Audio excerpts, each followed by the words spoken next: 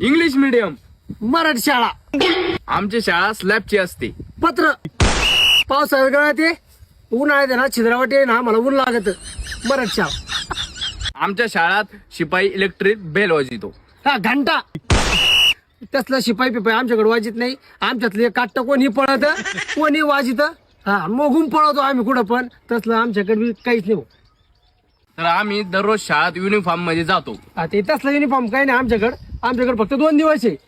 26 जानेवारी 15 August.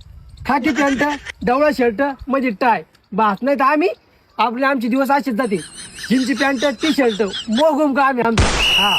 आमच्या स्कूलमध्ये garden आहे आणि आम्ही दररोज उठून 5 ला उठून वर्कआउट करतो. ते वर्कआउट काही नाही.